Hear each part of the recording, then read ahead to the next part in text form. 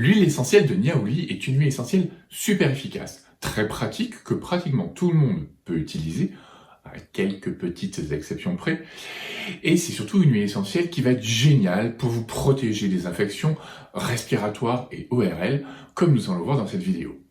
Retenez surtout que c'est une huile essentielle qui est idéale, particulièrement antivirale pour les grands et pour les petits. Coucou tout le monde, comment ça va bien? Bienvenue sur Phytoasis, c'est Laurent. Avant de commencer, n'oubliez pas de liker, de partager, de montrer votre amour, de partager votre amour, parce que c'est tout simple, hein, plaisir d'offrir et joie de recevoir. Et puis voilà, tout simplement, n'oubliez pas non plus d'activer la petite cloche pour ne louper aucune de ces vidéos qui font tellement de bien. Et puis surtout, un grand merci, parce que maintenant, on est plus de 30 000 abonnés sur cette chaîne, et je pensais pas que pratiquement en un petit peu moins de 2 ans, j'arriverais déjà à faire tout ça, et surtout que j'ai même pas eu le temps de me retourner, qu'on est déjà à 32 000.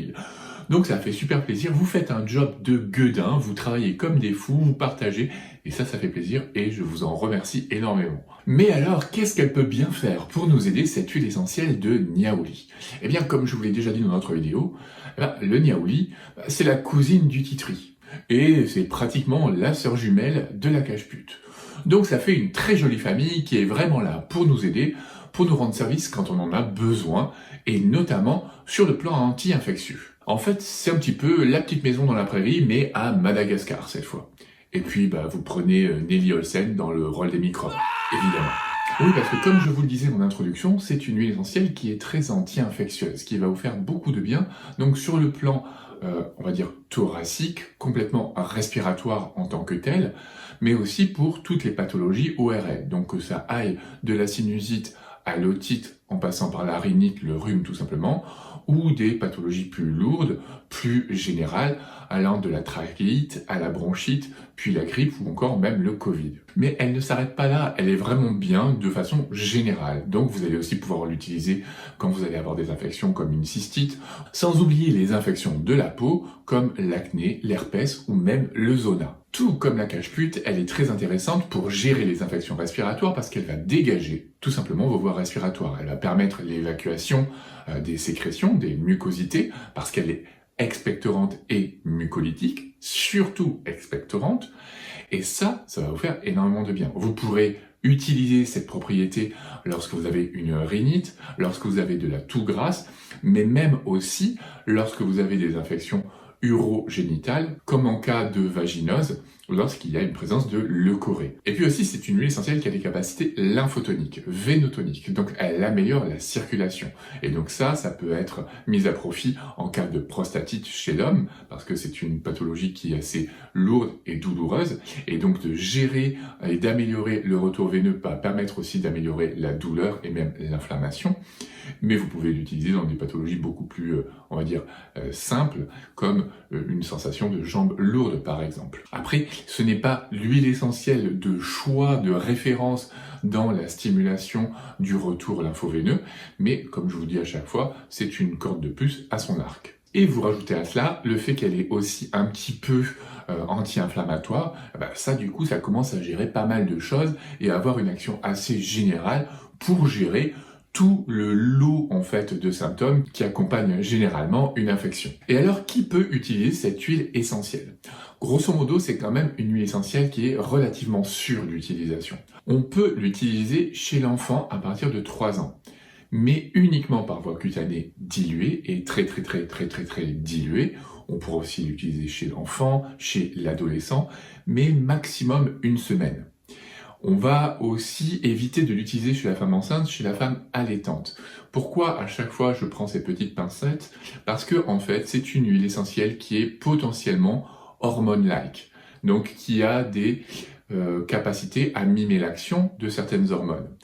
Et forcément vous imaginez bien que chez la femme enceinte, rajouter des hormones c'est pas une bonne idée. Et moi, j'ai tendance à limiter l'utilisation de ces huiles essentielles-là. Pareil, chez l'enfant en très jeune âge ou chez l'ado. L'ado, c'est déjà un bol sur pattes d'hormones en devenir ou déjà en ébullition. Et donc voilà, de pouvoir rajouter, on va dire, des troubles endocriniens, c'est pas forcément ce qui me viendrait à l'idée en première intention. Bon, après, il faut relativiser tout ça. Il n'y a pas d'études qui montrent cet effet-là. C'est vraiment à chaque fois quelque chose d'empirique et qui a été noté par plusieurs médecins, par plusieurs aromathérapeutes. Et ça, c'est quand même aussi un faisceau de preuves qui ne doit pas être négligé, bien que ce que je vous dis, dans les études, ce n'est pas vérifié. Pour le moment, j'ai juste envie de vous dire que voilà, tant qu'on n'a pas plus d'études qui nous démontrent que ce n'est plus du tout un problème, ou au contraire qui nous disent si c'est la catastrophe, faites gaffe, ben voilà, on va continuer à appliquer un principe de précaution pour être tranquille. Et donc justement, on en arrive au dernier point, c'est que cette huile essentielle devrait être utilisée vraiment avec parcimonie chez les personnes qui sont atteintes ou qui ont eu un cancer hormonodépendant, ou même chez les femmes atteintes de mastose. On va dire que c'est pas complètement interdit, mais que si vous devez l'utiliser, vous l'utiliserez en très faible quantité et sur un laps de temps très réduit pour être tranquille. Et dernière petite chose, on évitera aussi de l'utiliser en voie respiratoire, en voie cutanée, chez les asthmatiques. Mais alors, comment l'utiliser? Vous pouvez l'utiliser en inhalation sèche, quand vous avez un début de rhinite, un début de sinusite, pour vous dégager les voies respiratoires, ça peut être très bien. Mais ça sera encore mieux de l'utiliser en inhalation humide. Là, vraiment, quand vous avez un début de bronchite, une trachéite, ça peut vraiment vous faire du bien. Vous allez pouvoir aussi l'utiliser en diffusion atmosphérique, généralement accompagné un petit peu d'orange douce ou de citron. Ça va diffuser dans toute votre pièce, ça va sentir bon, ça va sentir une odeur verte, fraîche, et puis après, forcément de l'autre essence ou de l'autre huile essentielle que vous aurez utilisée. Et bien sûr, en même temps, ça va pulvériser les microbes qui seront présents dans l'air, donc diminuer le risque d'infection ou de contagion s'il y a quelqu'un qui a attrapé un truc pourri dans votre environnement proche. Par voie orale, c'est tout aussi possible. Imaginons que vous avez une bronchite, vous avez un début de grippe et vous ne savez pas quoi prendre, vous pouvez tout à fait utiliser le niaouli. Et ça, vous pouvez faire 2 gouttes 3 fois par jour, toujours accompagné d'une demi-cuillère d'huile végétale. Et ça uniquement si vous n'avez pas de problème digestif, si vous n'avez pas de sensibilité digestive, si vous n'êtes pas atteint de gastrite par exemple, parce que ça pourrait rajouter un peu de l'huile sur le feu. Donc voilà, sinon vous pouvez le faire facilement pendant 5 jours. Enfin, vous pouvez aussi l'utiliser par voie cutanée. Vous pouvez l'utiliser directement pur sur un petit bouton d'herpès qui est en train de pointer le bout de son nez, et ça fait pas plaisir. Ou vous allez plutôt l'utiliser en voie cutanée diluée, par exemple, en cas d'otite. Et pour un cas d'otite, par exemple, ce que vous pouvez faire, c'est prendre votre petit flacon de 10 ml, mettre 10 gouttes de titri, rajouter 10 gouttes de niaouli, et enfin 10 gouttes de lavande fine. Tout le reste du flacon, vous le remplissez avec de l'huile végétale de calendula, par exemple. Et ensuite, vous allez directement appliquer 5 à 6 gouttes de ce mélange tout autour de l'oreille, plutôt 5-6 fois par jour quand même, et j'ai bien dit tout autour de l'oreille. Vous m'avez entendu, Tu m'as entendu. Tout autour de l'oreille, jamais dans l'oreille. Tu m'entends? Jamais dans l'oreille. Et si tu le fais, regarde-moi dans les yeux. Et si tu le fais, je t'envoie Nelly Olsen. Ou pire, je t'envoie Nelly Olsen et sa mère. Et elles vont te pourrir la vie. Et ne m'oblige pas à faire quelque chose d'aussi horrible. Parce que pour toi, je le ferai. Et j'avoue que j'y prendrai peut-être un certain plaisir.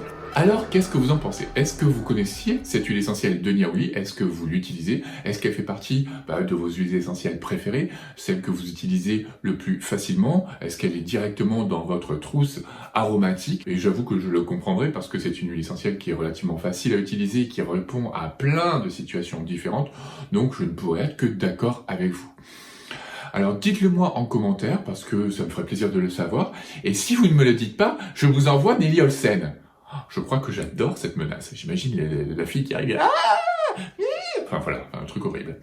Voilà, écoutez, moi je vous dis à très bientôt. Et surtout, portez-vous bien.